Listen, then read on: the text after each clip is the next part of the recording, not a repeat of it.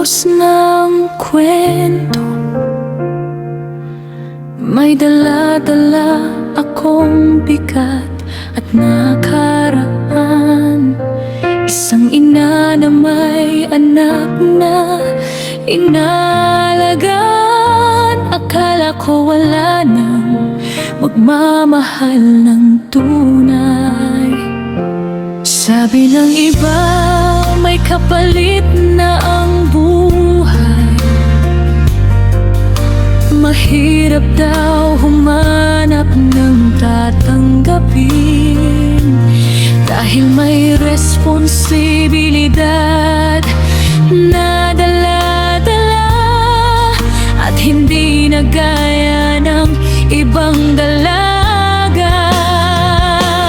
Tanggap mo ako kahit single mom, hindi ka tumingin sa kung anong nakaraan.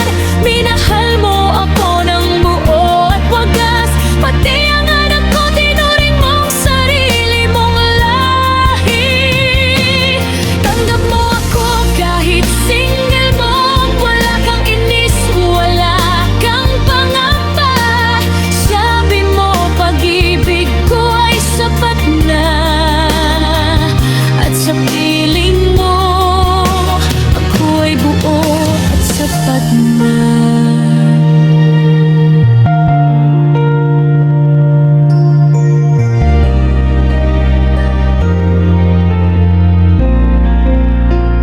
Hindi mo pinaramdam na may kulang sa akin.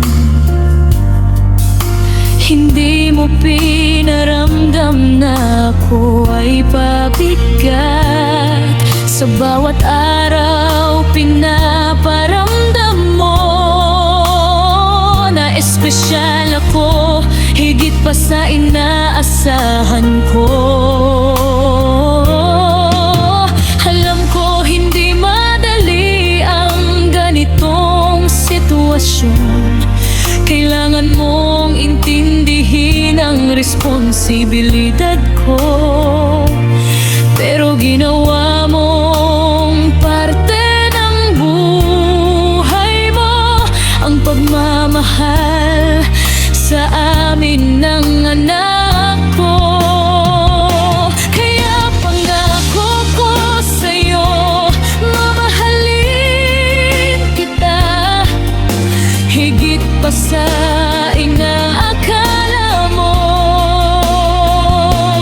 Dahil ikaw ang biyaya na hinihintay ko, natanggap ako ng buong puso.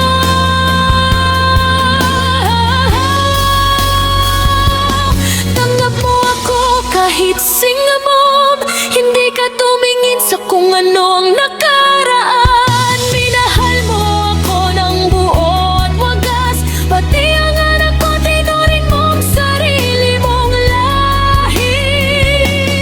Tanggap mo ako kahit single mom, wala kang inis, wala kang pangamba.